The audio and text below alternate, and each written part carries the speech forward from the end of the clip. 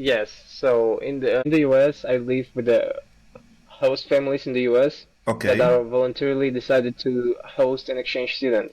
Oh, okay. And the thing was that I was one of the last who received a placement in Kazakhstan, Hmm. and I received my placement on September 9th, and my first host family hosted me just because my local coordinator asked them to host me so that I Okay. would have an opportunity to go to the US.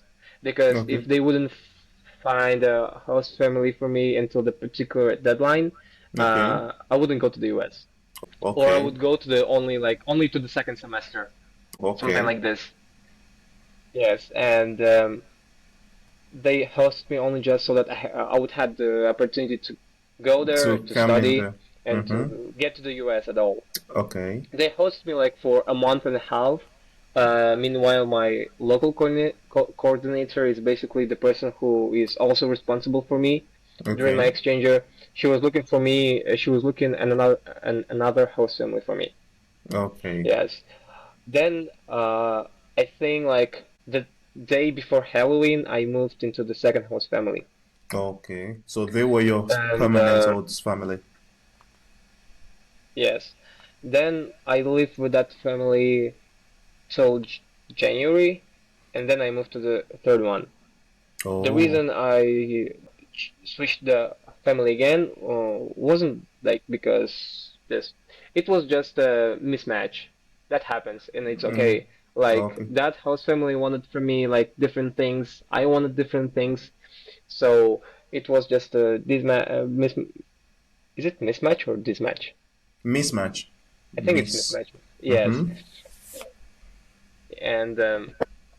and it's okay. It happens, and Okay. we just found a better place for me that I would be more comfortable at, Okay. and this is how I moved to the third host family, and that's when I changed the place where I lived, the city, and changed the high school. That Oh, happened before the okay. second semester. Okay. That's interesting. Um, so I let me share a bit of my experience. I left my let Okay. me I don't want to say leave per se, but I left my parents, my biological parents. Then I started living. It started as a holiday. I started living with my aunt's family. Then at a point it became something permanent. So I would go to university. Instead of going back to my family, I would stay at my aunt's place. So I understand a bit what it meant to, or what it also means to live with a family totally not the same as your biological family. But in this situation, I see my aunt is also family in a way. How does it feel like living with a father and mother you like they're not biological, they're not even Kazakh, different culture. Yeah. How does that feel like? Yeah, or how did it feel like back then?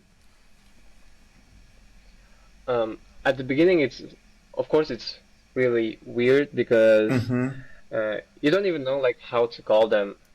Like at the Dad, beginning, I mom. was calling. Yeah, no, I was calling them like Mr. Luke, Mr. Jan, just Okay. like Mr. Luke, Okay. Mr. Jan. I was like Mm-hmm. adding the Mr. Mrs.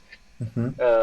But then they were like, come on, dude, we're not like that old. Just like call us by our names. Like you're fine. Oh, Yeah. So I believe it was weird at the beginning, but it of just course. took us like almost a week or two to just get a connection Mm-hmm. because my host dad was a musician. He was a drummer as well. He was playing in a band. My host mom, she was like, oh my gosh, she was the best. So we quickly found a connection, and I really fit in well in that family. I would say pretty quickly. No, Uh, that's I beautiful. just knew the importance of understanding the rules of the family, Of the course. chores I had to do, and basically just the way everything runs and works in that house, Mm-hmm. in that family. The Mm. second I understood how everything works, it just, yeah, it was much easier.